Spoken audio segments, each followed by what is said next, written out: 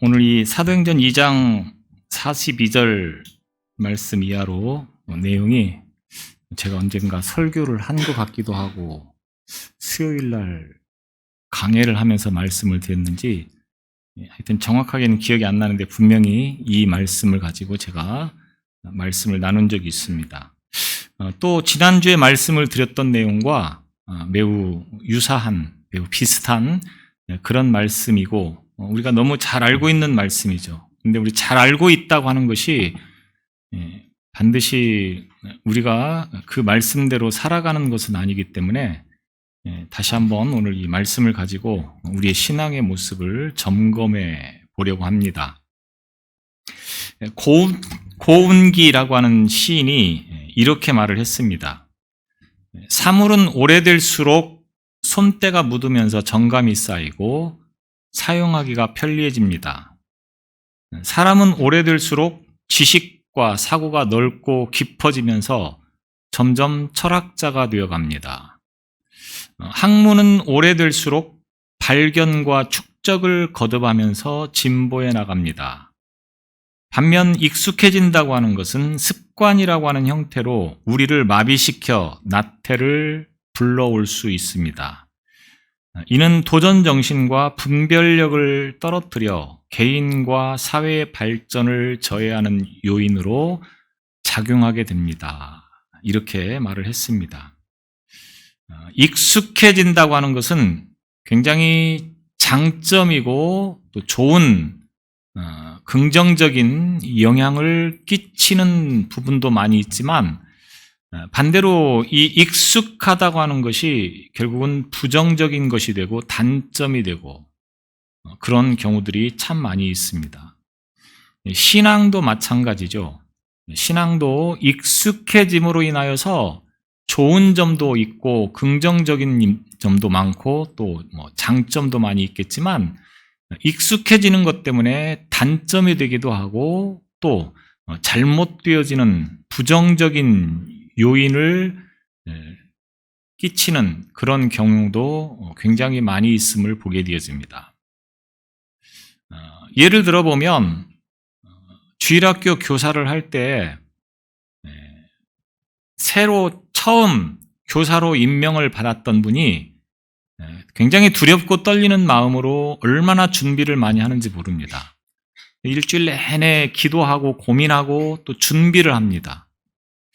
그렇게 해서 이제 주일학교 교사를 시작하는데 이게 몇 년이 지나면서 굉장히 익숙해지게 되면 그 순간부터는 기도의 분량도 적어지고 또 준비하는 시간도 짧아지고 심지어는 어떤 교사들은 일주일 내내 전혀 관심도 신경도 쓰지 않고 있다가 그때 주일 학교 예배에 와서 기도하고 찬송할 때 슬쩍 공과책 한번 보고 그리고 그것을 가지고 학생들에게 이제 전달하는 그런 교사들의 모습도 볼 수 있었습니다.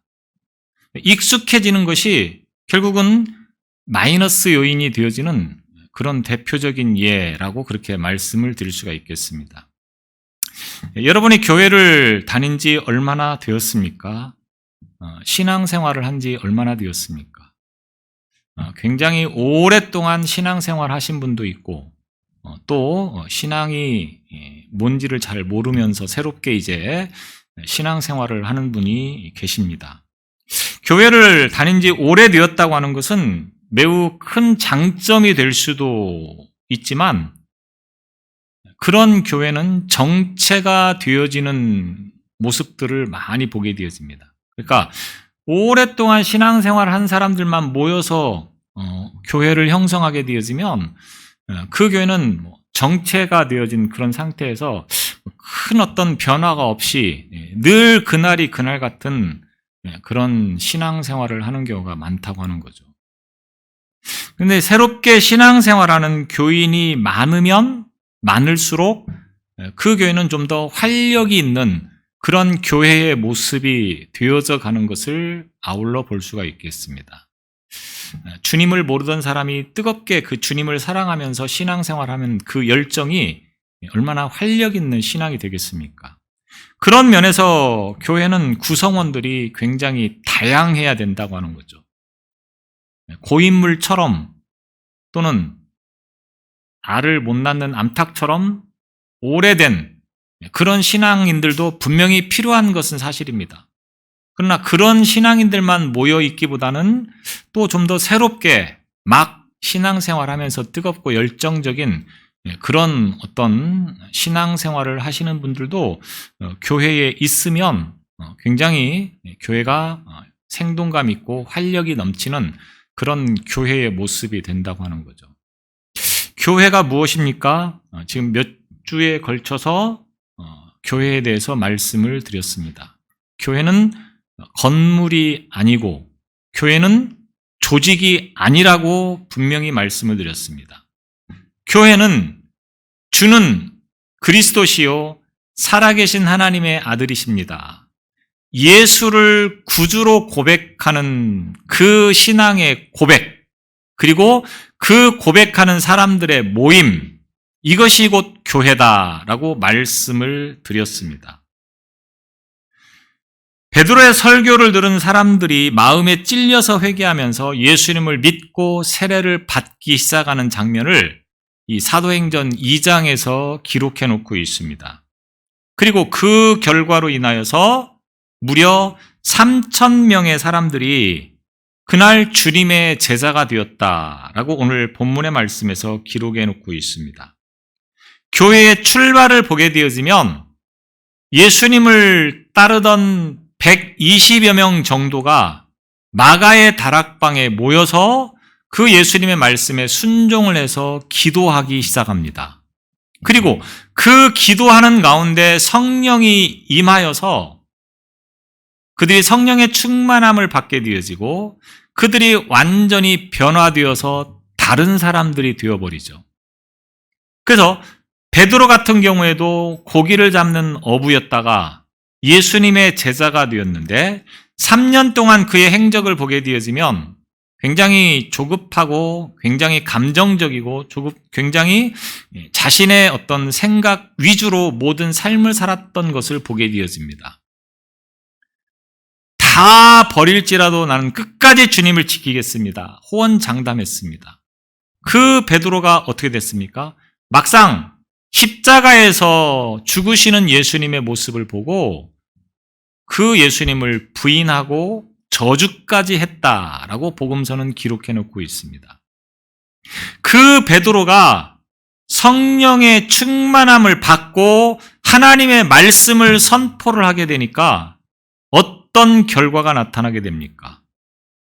오늘 37절 말씀에 보게 되어지면 사도행전 2장 37절 말씀에 보게 되어지면 그들이 이 말을 듣고 마음에 찔려 베드로와 다른 사도들에게 물어 이르되 형제들아 우리가 어찌할꼬. 베드로가 하나님의 말씀을 선포하니까 그 말씀을 듣고 사람들의 마음이 찔렸다라고 표현하고 있습니다. 그러면서 사도들에게 물어보죠. 내가 죄인인 것을 깨닫게 되었습니다.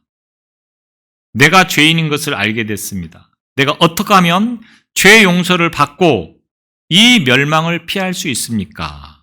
이렇게 질문을 하는 것입니다.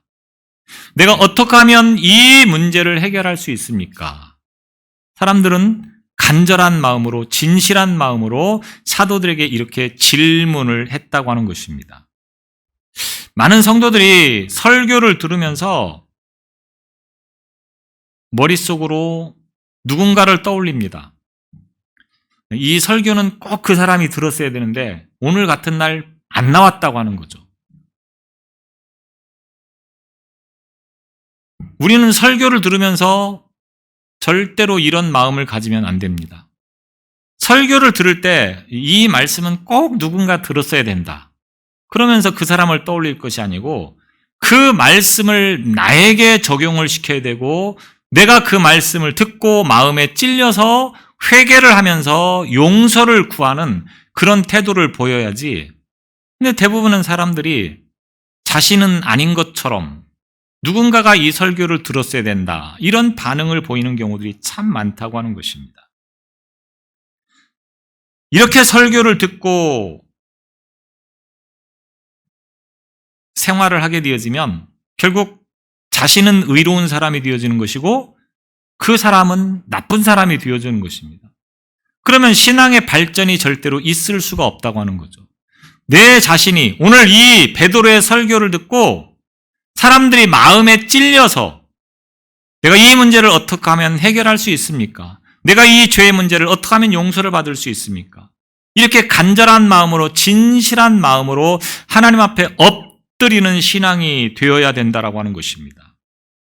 그렇게 회개하고 하나님께 나와서 성도가 된 사람이 몇 명입니까? 무려 3,000명이 되었다고 하는 겁니다. 120명으로 출발한 교회가 어느 순간 3,000명이 넘는 교회가 되어져 버리고 말았다고 하는 겁니다. 지금이야 3,000명이 넘는 교회들이 수두룩하지만 초대교회 예루살렘에서 3,000명이 하루아침에 회개하고 성도가 되었다. 이것은 정말로 엄청난 사건입니다. 지금으로 말하면 몇십만 명이 모이는 것과 결코 다르지 않은 그런 모습이라고 비견할 수 있다라고 하는 것입니다. 이들의 모습을 통해서 우리는 교회의 본질을 볼 수 있어야 된다고 하는 것입니다.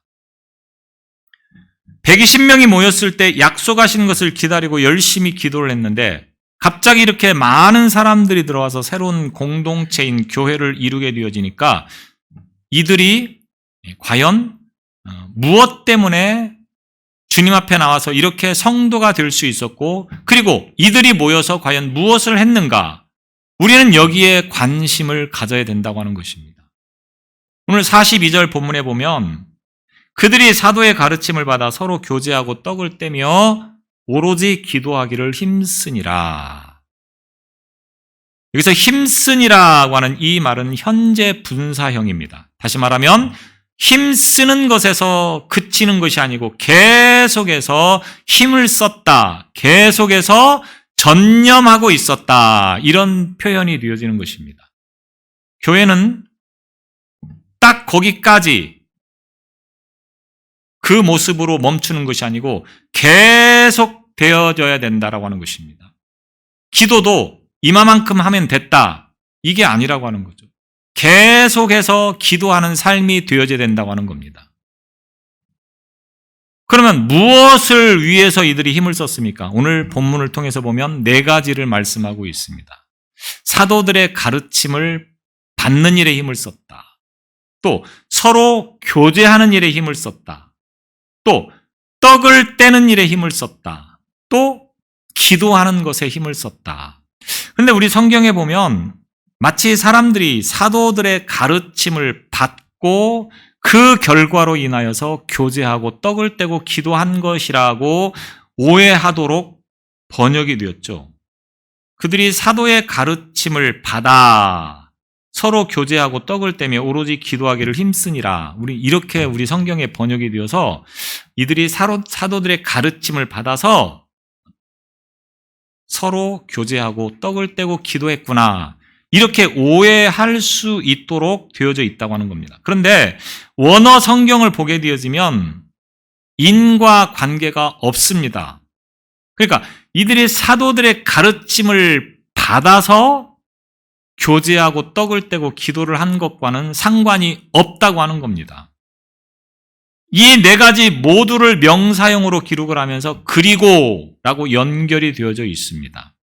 그러면서 이 4가지 모두가 서로 전혀 힘쓰다라고 하는 이 동사의 목적어를 이루고 있다고 하는 겁니다.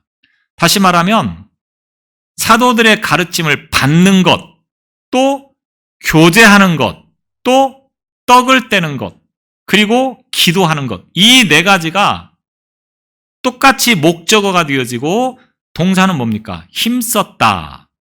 이렇게 원어 성경을 보면 표현이 되어지고 있는 것입니다. 그래서 초대교회가 무엇을 했느냐? 3,000명이 회개하고 성도가 되어서 무엇을 했느냐? 이 42절의 말씀을 했다. 이렇게 말씀을 드릴 수가 있겠습니다. 그러므로 이 말씀이 곧 교회의 본질이 되어지는 것이고 이 말씀이 곧 교회가 나아가야 할 방향이 되어지는 것입니다.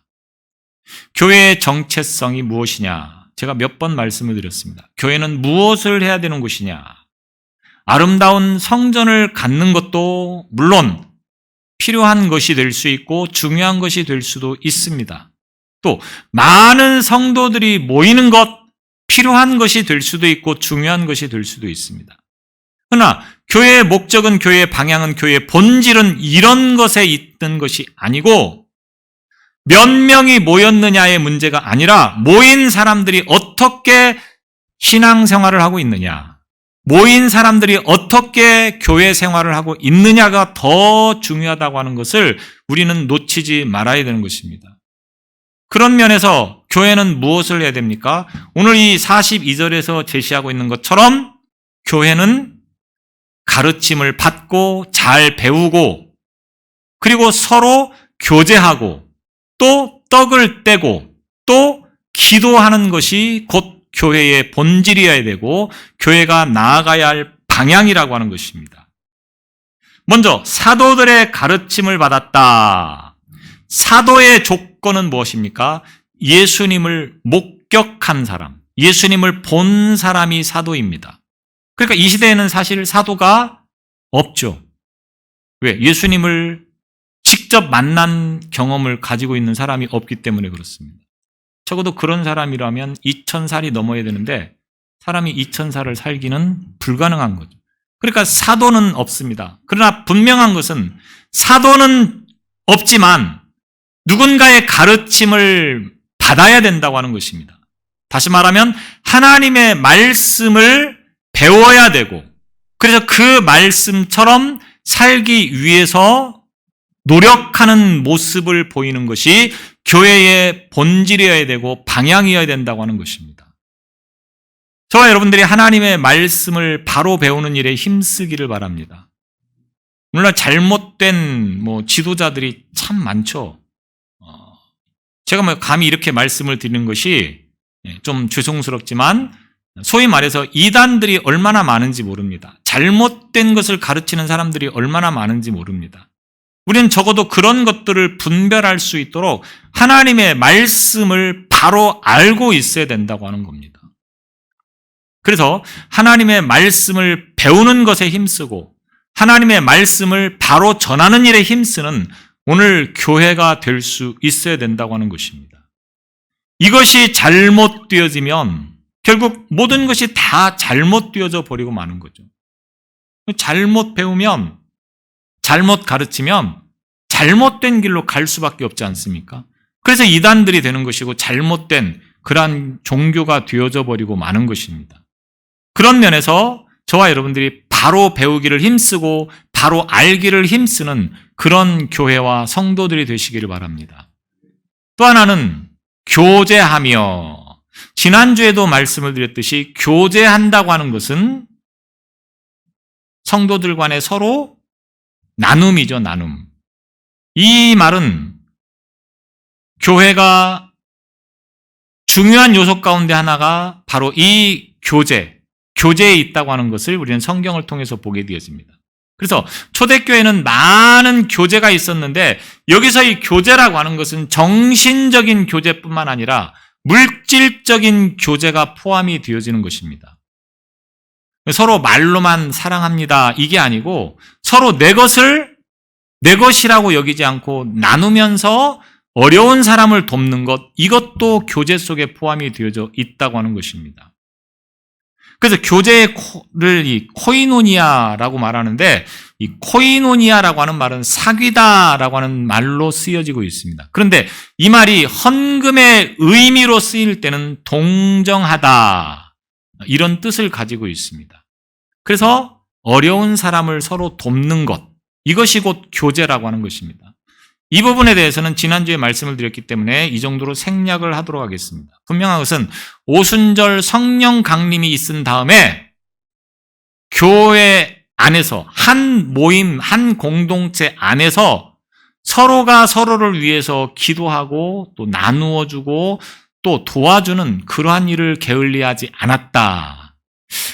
예수님께서 계명을 크게 두 가지로 나누어서 말씀하였습니다. 첫 번째 계명이 뭡니까? 하나님을 사랑하는 것. 두 번째 계명이 뭡니까? 내 이웃을 내 몸처럼 사랑하는 것. 이 계명이 바로 이 부분에 해당되겠죠. 이웃 사랑. 우리 성도는 이웃 사랑. 내 이웃을 내 몸처럼 사랑하는 삶이 곧 올바른 신앙이라고 하는 것을 잊지 말아야 되는 것입니다. 누군가가 아파서 괴로워하면 그를 위해서 같이 아파하면서 기도해 줄 수 있어야 된다고 하는 겁니다.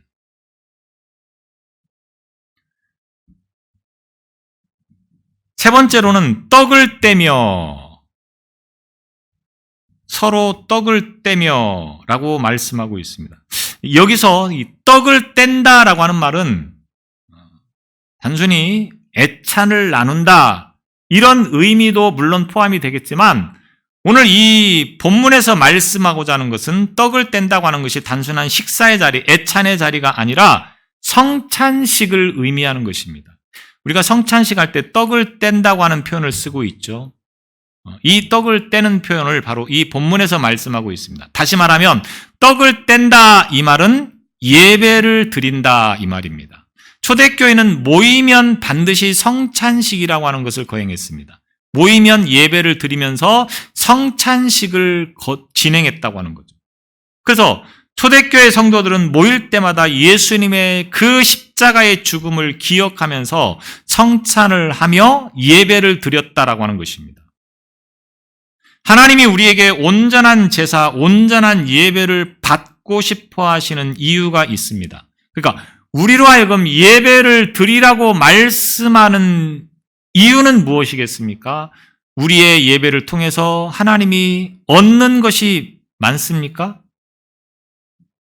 우리가 헌금을 해서 하나님 앞에 드리면 하나님이 그거를 가지고 풍족하게 살아가십니까? 우리의 목소리가 굉장히 꾀꼬리 같아서 우리의 찬양 소리에 하나님이 너무나도 감격스러워 하십니까? 물론 그런 것들을 부정하는 것이 아닙니다. 하나님이 우리에게 예배를 드리라고 말씀하는 것은 하나님과 우리가 교제하는 자리를 만들기 위함이라고 하는 겁니다. 다시 말하면 이 예배는 하나님께서 오늘 저와 여러분을 만나주시는 자리가 되어지는 거라고 하는 겁니다. 이 순간에 하나님이 지금 나와 함께하고 있음을 여러분이 느끼시고 있습니까? 그것이 바로 참된 예배의 모습이라고 하는 것입니다. 그런데 우리는 예배를 통하여서 하나님을 만나기를 얼마만큼 사모하며 이 자리에 나왔습니까? 오늘도 교회에 나오는 것이 굉장히 힘들고 짜증스러웠습니까? 하나님 앞에 나와 예배 드리는 이 순간이 귀찮은 그런 시간이라고 생각하며 혹시 나오진 않았습니까? 그런 예배가 되지 않기를 바랍니다. 하나님은 우리의 예배를 통해서 하나님께서 만나 주시려고 오늘 저와 여러분을 부르셨다고 하는 겁니다. 그런데 우리는 예배를 드리면서 하나님을 만나기보다는 뭔가 마음의 상처와 괴로움과 아픔과 시련만 잔뜩 받고 돌아가는 그런 예배의 모습이 아니냐라고 하는 거죠. 오늘도 설교가 이상하게 나를 또 까네 이런 그런 마음을 가지고 돌아가고 있지는 않느냐라고 하는 겁니다. 우리가 나와서 무엇을 보고 있습니까? 하나님만 보시기 바랍니다. 앞사람의 뒤통수가 조금 삐뚤어졌네 이런 거 볼 것이 아니고 하나님만 볼 수 있어야 된다고 하는 겁니다. 또 성가대가 음이 조금 틀렸네, 박자가 서로 안 맞네 이런 걸 볼 것이 아니고 하나님을 볼 수 있어야 된다고 하는 것입니다. 틀렸다고 하는 게 아닙니다. 예를 들어서 그렇게 말을 한 겁니다. 예배가 너무 많다라고 생각을 하면서 그 예배에 대해서 굉장히 형식적으로 드리는 예배일 때가 참 많다고 하는 겁니다. 물론 우리 예배는 형식을 갖추어서 드리는 예배죠. 이런 형식들이 익숙해짐으로 인하여서 우리 예배가 익숙해지고 그 예배가 익숙해지는 것이 결코 친숙한 것을 의미한다고 하는 측면에서는 매우 긍정적이고 바람직한 현상이라고 볼 수가 있겠습니다. 그런데 문제는 익숙해지는 것으로 인하여서 예배의 소중함을 잊어버리면서 예배를 드리고 있는 것은 아닌가라고 하는 것을 우리 스스로가 점검해 볼 수 있어야 된다고 하는 겁니다. 우리는 너무 익숙해지는 예배, 그래서 너무 습관적이고 너무 형식적인 예배의 소중함을 갖지 못하는 예배를 드릴 때가 얼마나 많은지 모릅니다. 저와 여러분이 이 예배가 오늘 내 생에 있어서 마지막이 될지도 모른다고 하는 그런 간절함과 절박한 심정으로 하나님 앞에 예배를 드릴 수 있기를 바랍니다. 우리 예배가 얼마나 소중한지 모릅니다. 왜? 하나님을 만나는 자리이기 때문에 그렇습니다. 하나님을 향한 중심을 잃은 예배는 말 그대로 형식적인 예배가 되는 것일 뿐입니다.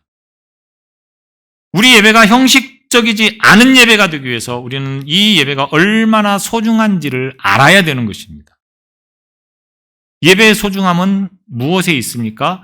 우리가 예배를 드리는 대상이 어떤 분이신가를 분명하게 인식하면서부터 시작되어지는 겁니다. 오늘 이 예배를 누가 받으십니까? 하나님이 받으신다고 하는 겁니다. 하나님이 우리의 예배를 받으시려고 우리를 불러주셨다고 하는 겁니다. 그렇다고 하면 그 하나님 앞에서 우리가 지금 진실되게 예배를 드리고 있는가? 하나님이 없는 예배를 드리고 있지는 않느냐라고 하는 거죠.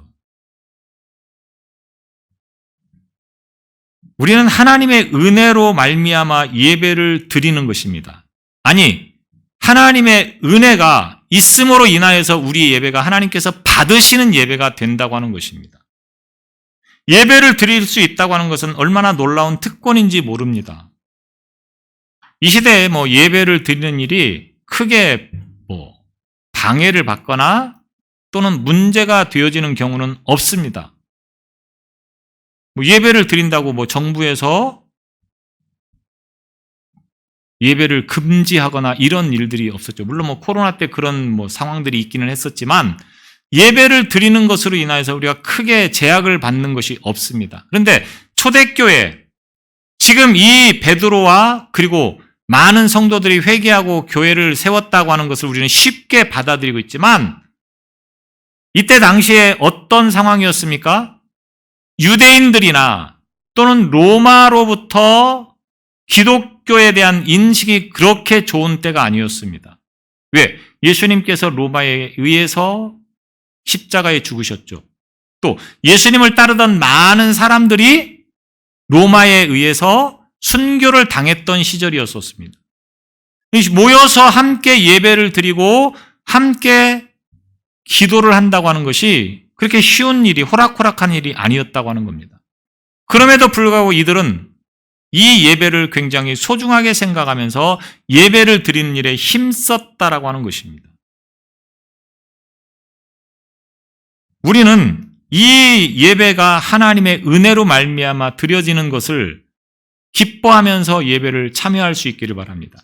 하나님이 얼마나 습관화된 형식적인 예배를 싫어하시는지 이사야 선지자가 이렇게 말합니다. 이사야 1장 13절에 보면 헛된 재물을 다시 가져오지 말라.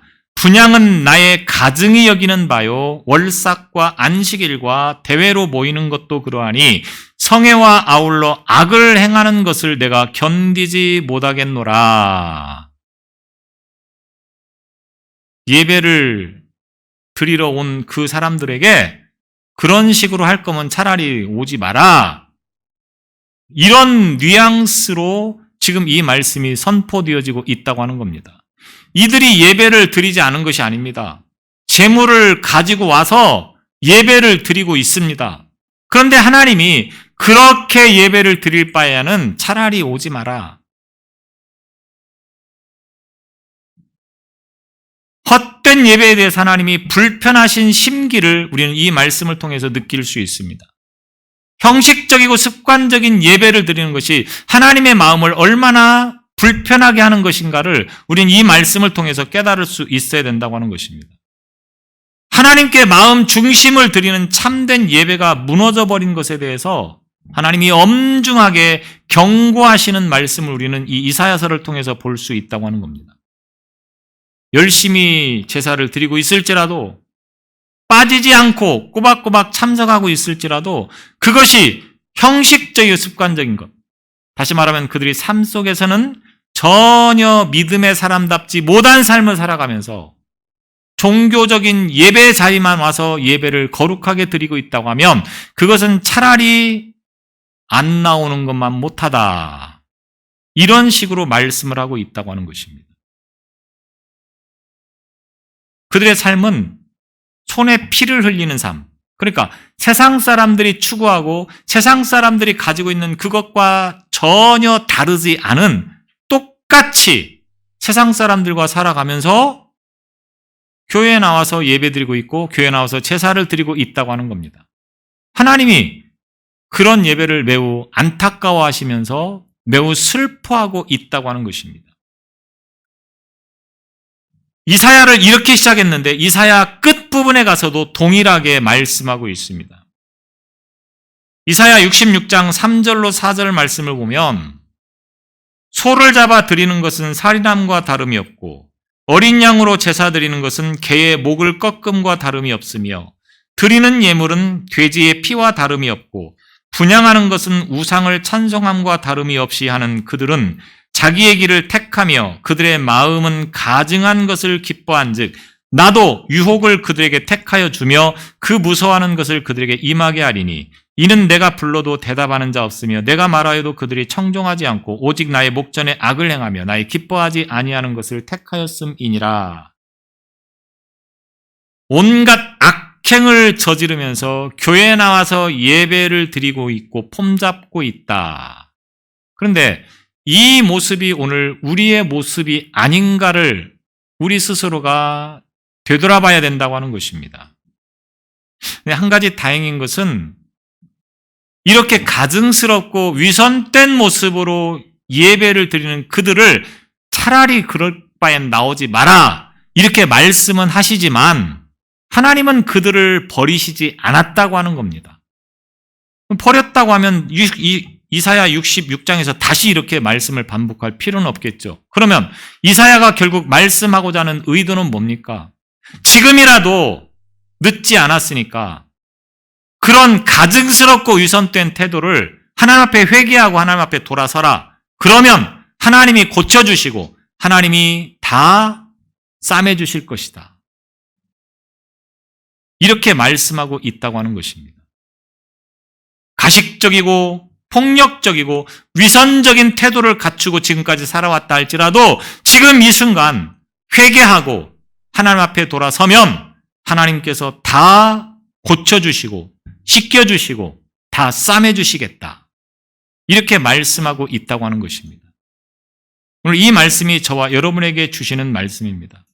사실 우리가 예배를 드리면서 얼마나 하나님께서 받으실 만한 예배를 드리지 못하는 일들이 많이 있었습니까?